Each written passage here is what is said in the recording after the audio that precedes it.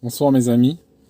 Hier, il y a eu des échauffourées au niveau de l'Élysée avec des supporters algériens qui ont réussi à bousculer et casser les barrières de police et ils ont pu aller faire la fête comme à leur habitude au niveau des Champs-Élysées.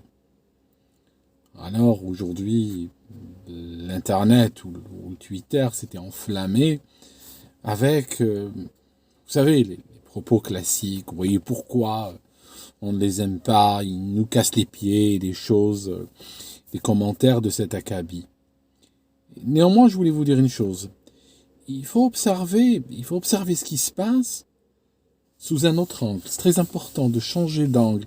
Parce que quand on reste coincé toujours sur le même angle, on a une vision qui certes n'est pas sans intérêt, mais malheureusement, elle peut parfois être cet arbre, vous savez, cet arbre proverbial qui nous cache la forêt. Alors je vais vous dire un truc. Constatez au passage que des supporters de foot ont réussi à casser des barricades de police afin d'aller danser sur les Champs-Élysées et d'agiter les drapeaux de leur pays, de leur équipe et, j'imagine, j'ai pas vu les images, mais j'imagine, le drapeau palestinien, à une époque où on a des millions de gens qui sont en passe de devenir des sans-papiers dans leur propre pays et qui ne se bougent pas, qui ne feraient pas pareil, même pas pour leurs enfants. Vous voyez, il faut comprendre, il faut regarder. C'est un petit peu comme, vous savez, ces mouvements d'extrême gauche et tout aux États-Unis. Vous savez, les gens de notre sensibilité ne les aiment pas beaucoup. C'est vrai, mais au lieu de les critiquer sans arrêt, est-ce qu'on ne devrait pas parfois s'en inspirer? Est-ce qu'on ne devrait pas parfois regarder ce qu'ils font et essayer d'y trouver une forme d'inspiration pour nos propres combats? Parce qu'on peut dire ce qu'on veut de ces groupes-là. Prenez BLM par exemple. On peut dire ce qu'on veut. On peut les critiquer. Néanmoins, des flics étaient à leurs genoux. Et pas des moindres. Des fois, des commissaires, des hauts gradés de la police ont été à genoux, parfois même couchés. Il y en a un qui s'est couché à leurs pieds. N'est-ce pas? C'est qu'ils font quelque chose de bien, quelque chose de correct. Dans leur combat, quel qu'il soit. On n'est pas, on n'est pas, on n'a pas besoin nécessairement d'être aligné avec eux sur les principes ou sur les fondamentaux. Mais il faut comprendre qu'il y a peut-être une leçon pour nous à tirer. Pour vous donner un petit peu de mes nouvelles, ces derniers temps, vous savez, je suis désabusé, je suis un peu fatigué, je ne vous cache pas. Euh, je vais, quant à moi, commencer à faire mes achats dans les quartiers ethniques, comme je le faisais il y a 6 mois, parce que là, les gens vivent tranquillement. Il n'y a pas toute cette peur, cette parano qu'on trouve dans les quartiers, permettez-moi le mot, dans les quartiers blancs. Vous savez, j'étais dans un supermarché il y a 2 jours. Il y avait une femme qui portait un masque, qui remontait quasiment sans cacher les yeux, mais qui remontait jusqu'au niveau des paupières. Elle le portait de manière assez singulière. Euh, Elle venait vers une caisse où il y avait peu de monde ce jour-là. Et j'étais là, j'étais le seul client. Le tapis roulant derrière moi était très invitant. Il y avait de l'espace. Et au moment où elle arrive, elle me voit. Elle voit quelqu'un de non masqué. Et elle panique. Elle panique. Elle décide de faire demi-tour, mais on sentait une sorte de combat intérieur. On sentait qu'une partie de son corps venait vers le tapis, une autre partie voulait s'en éloigner. Elle s'en est éloignée finalement, mais par un mouvement extrêmement singulier de louvoiement comme ça. Et ses yeux exprimaient une grande inquiétude, que je dirais presque de l'effroi. Donc ses yeux semblaient lui donner une vision stéréoscopique. étant placé au haut de son crâne, et par le truchement de ce masque qui couvrait une partie de son visage, il lui donnait cet air inimitable d'un requin marteau qui aurait pris une hélice de bateau et puis qui est en train de zigzaguer comme ça dans une baie. Et je la voyais s'éloigner. Et moi, vous savez, probablement par une forme d'atavisme ancestral, peut-être plurimillénaire, à une époque où, si Darwin dit vrai, nous vivions dans l'eau, j'ai eu cette impression d'être dans cet océan-là et voir ce requin marteau blessé s'éloigner. J'avais réellement cette impression-là. Tout ça pour vous dire que je suis un petit peu fatigué, lassé. Demain, tu me dis, la Russie a décidé de nous envahir. Je me mettrai sur mon sofa, je me couvrirai, je m'enroulerai d'un gros duvet, je fermerai les yeux, je dormirai. D'accord ? Voilà, juste pour partager avec vous un petit peu mon ressenti ce soir. C'est peut-être le soir, c'est peut-être aussi parce que nous allons bientôt vers le jour le plus court de l'année. Je suis dans un pays où il fait nuit à 15h30, où le soleil se lève probablement à 8h30. Il y a des jours comme celui-ci, on a l'impression qu'il ne s'est jamais levé. Il y avait du brouillage du matin jusqu'à tard le soir. En tout cas, je voulais vous parler de quelque chose. Dans la suite peut-être de la dernière vidéo, j'aimerais vous parler de certaines solutions que j'entrevois. En particulier, je parle souvent de la France, mais c'est un exemple que je connais bien, c'est pour ça que j'en parle, mais ce que je dis serait applicable à d'autres pays. En fait, il y a premièrement une chose que j'ai constatée. Si vous regardez un pays comme la France, il n'y a pas de balance de pouvoir du point de vue du président de la République. Un président de la République, demain, peut vendre le pays à une entreprise, peut vendre le pays à un milliardaire étranger, peut vendre le pays à n'importe quel groupe de pression idéologique ou autre, ou financier. Vous ne pouvez pratiquement rien faire. Vous n'avez que les yeux pour pleurer. Il peut pendant 5 ans dépecer votre pays sous vos yeux, vous ne pouvez rien faire. Je propose, quand il va falloir aller vers une 6e République, je pense que personne ne se fait d'illusions sur la 5e République, qui n'existe plus depuis bientôt 2 ans. Je pense qu'il va falloir il va falloir probablement supprimer le Conseil constitutionnel et le remplacer par une armée, par un corps d'armée qu'on pourrait appeler les gardiens de la Constitution. Ce corps d'armée ne répondrait pas au président, ce serait un corps d'armée complètement indépendant. Ce corps d'armée aurait le droit et l'obligation d'arrêter l'exécutif si jamais il sent que la Constitution qui serait votée par le peuple est transgressée. Donc si quelqu'un arrive ou a un projet politique et il sent que s'il arrive à la tête, au sommet de l'État, la Constitution ne l'intéresse pas, aujourd'hui il n'a aucune sanction. Aujourd'hui il se dit, c'est pas grave, la Constitution c'est juste un document comme ça, j'arrive, je fais ce que je veux. Il faudrait qu'il y ait une sanction. Donc ce corps d'armée pourrait finir, par exemple, avec des tanks qui traversent l'Élysée de part en part, avec un président arrêté, avec un gouvernement entier qui passe la nuit en cellule. Vous voyez ce que je veux dire ? Il faut qu'il y ait ce contre-pouvoir. Ce contre-pouvoir, à ce stade, n'a même pas d'existence, même pas rudimentaire. Ne me dites pas que le Conseil constitutionnel représente ce contre-pouvoir, n'est-ce pas ? C'est plus une chambre d'enregistrement. Et quand bien même cette chambre-là n'est pas d'accord, elle n'a pas vraiment le choix. On peut avoir un exécutif qui dit je fais ce que je veux, d'accord ? Il y a cette première chose. Deuxième chose, j'ai pensé en termes de constitution, c'est créer un amendement important pour de manière constitutionnelle bloquer et limiter l'accès aux technologies à l'État. Je m'explique pour qu'on se comprenne. Vous savez, aujourd'hui, de nos jours, on accède à des technologies absolument extraordinaires. J'ai ici dans cette voiture plus de puissance de calcul qu'avait la NASA dans les années 60. Vous le savez. Le problème avec les technologies aujourd'hui, elles sont en train de se développer de manière exponentielle. Elles peuvent améliorer notre vie, elles peuvent nous rapprocher les uns des autres, mais on peut finir tous morts aussi les uns chez les autres. Ça peut arriver. C'est un peu comme l'ère littéralement de l'atome, mais on n'a pas de...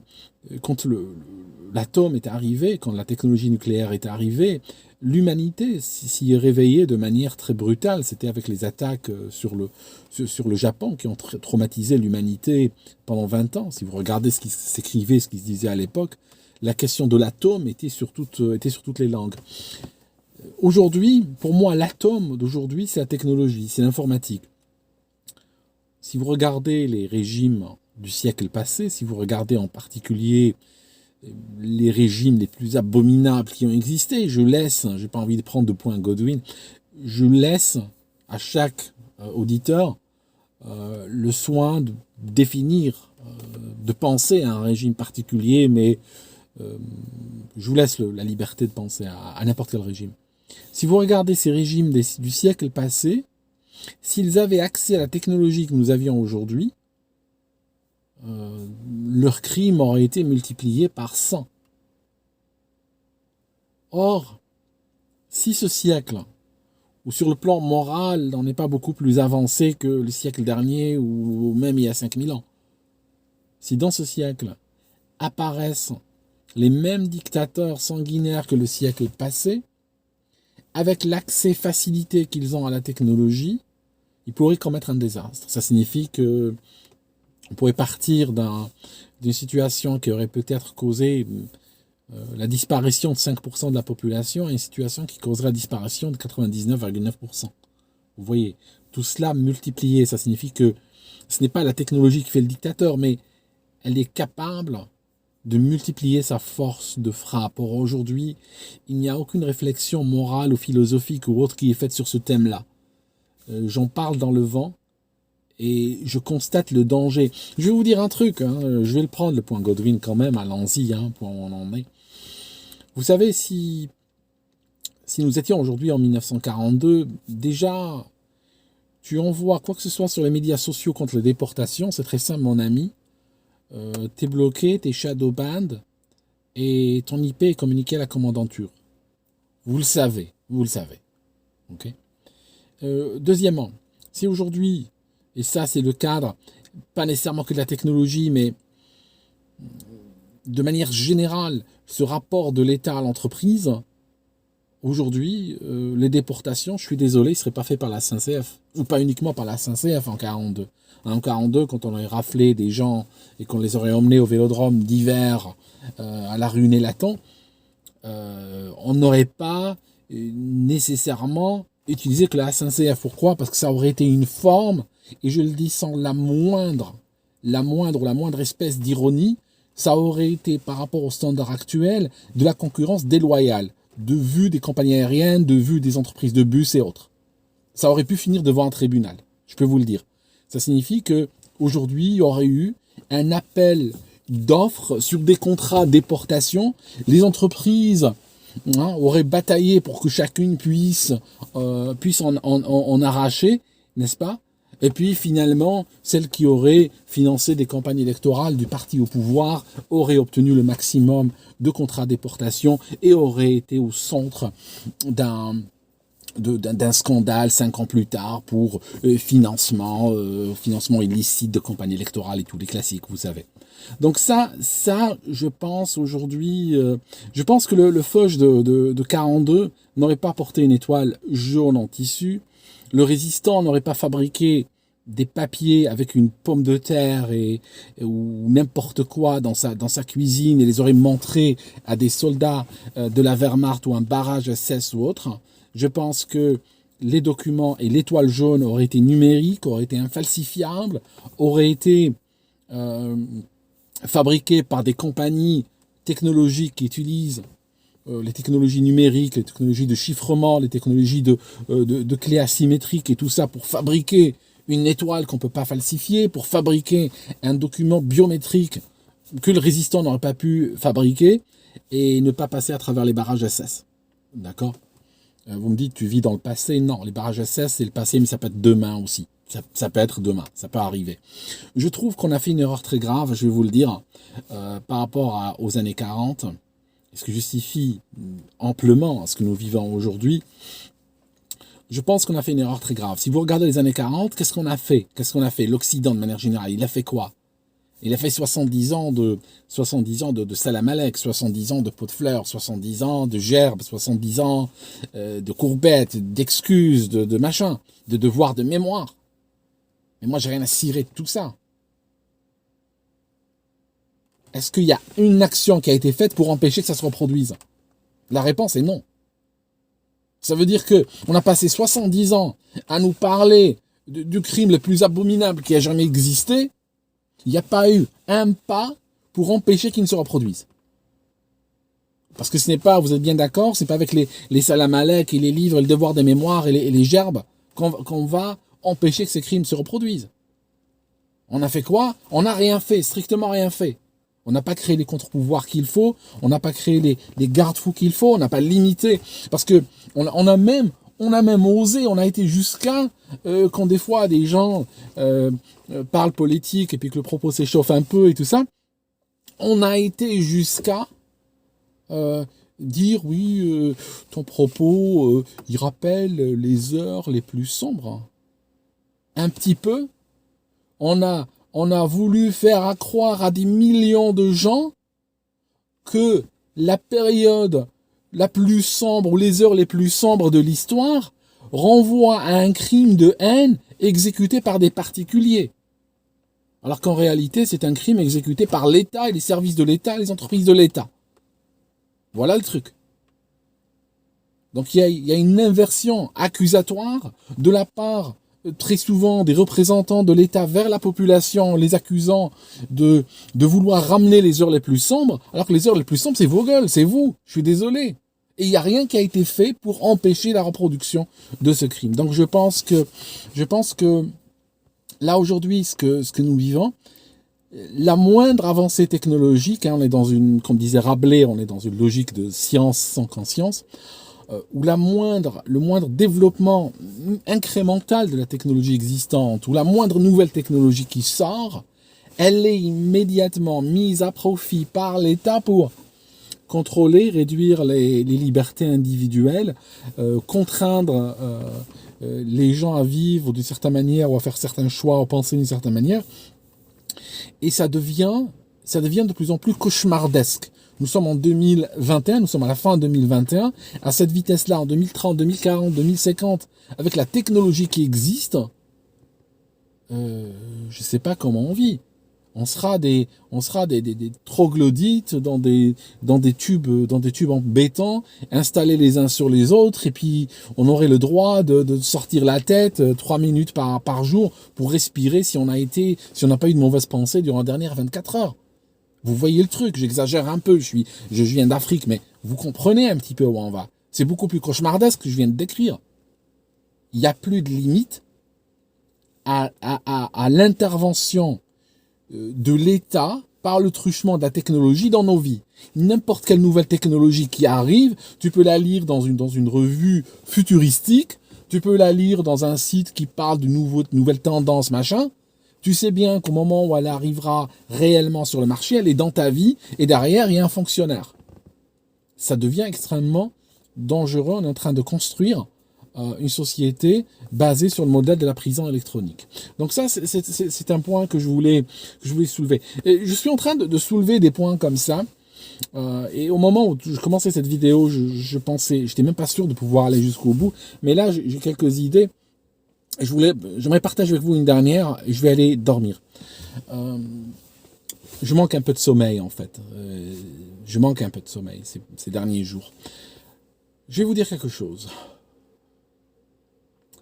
Il y a aussi un problème qui doit aussi s'adresser d'une manière constitutionnelle. Je vais vous dire lequel. Imaginons que j'arrive au pouvoir, donc je vous donne un exemple un peu l'africaine. Imaginons que j'arrive au pouvoir et que moi, mon truc, c'est les maisons roses. Ça signifie que je veux que toutes les maisons du pays soient peintes en rose.